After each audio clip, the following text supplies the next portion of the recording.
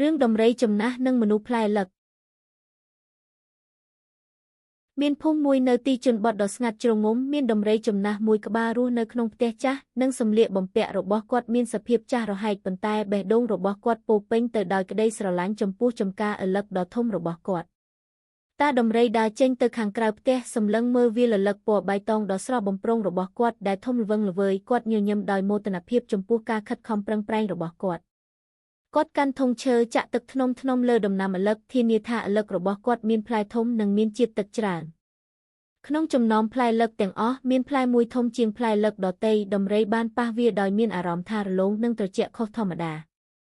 នៅពេលដែលព្រះអាទិត្យចាប់ផ្ដើមរៀបលិចឪឡឹកដ៏ធំនោះចាប់ផ្ដើមបញ្ចេញពន្លឺចែងចាំងដំរីបើកភ្នែកដោយការភ្ញាក់ផ្អើលរំពេចនោះស្នាមប្រេះតូចមួយបានលេចឡើងនៅលើផ្លែលឹកដោយមានពន្លឺចែងចាំងដំរីដើរថយក្រោយមើលដោយភាពភ័យខ្លាចរំពេចនោះផ្លែលឹកផ្ទុះឡើងហើយចេញមកក្រៅហើយប្រែជាមនុស្សផ្លែលឹកជាមួយនឹងក្បាលរាងដូចផ្លែលឹកដៃនិងជើងពណ៌បៃតងនិងស្នាមញញឹមដ៏ស្រស់ដំរីចំណាស់បើកភ្នែកដោយភ្ញាក់ផ្អើលព្រោះគាត់មិនដែលឃើញអ្វីដូចនេះពីមុនមកទេមនុស្សផ្លែលឹកបាននិយាយទៅកាន់ដំរីថាជម្រាបសួរលោកតាដំរីរីករាយណាស់ដែលបានជួបលោកដំរីមើលទៅមនុស្សផ្លែលឹកយ៉ាងកៀកចិត្តមនុស្សផ្លែលឹកមានភ្នែកធំរាងមូលស្នាមញឹមដ៏រួសរាយរាក់ទាក់និងមានពាក់សម្លៀកបំពាក់ទៀតផងដំរីនិងមនុស្សផ្លែលឹកអង្គុយក្រោមដើមឈើធំនិយាយពីមន្តអាគមដែលមាននៅចម្ការឪឡឹក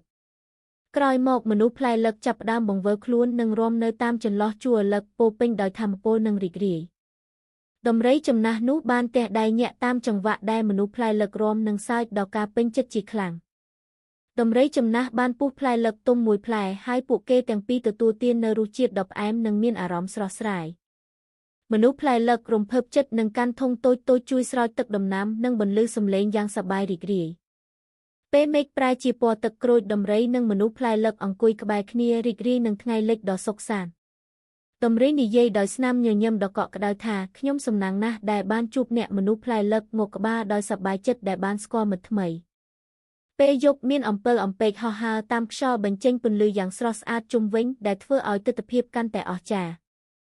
ដំរីចាស់ដែលធ្លាប់តែឯកាពេលនេះមានមិត្តថ្មីដ៏អស្ចារ្យបេះដូងរបស់គាត់ពោពេញដោយសុភមង្គលរឿងដំរីចំណាស់និងមនុស្សផ្លែលឹកវេទមន្តនេះទើបតែចាប់ផ្ដើមដំណើរផ្សងព្រេងរបស់ពួកគេនឹងមានបន្តទៀតសូមអរគុណ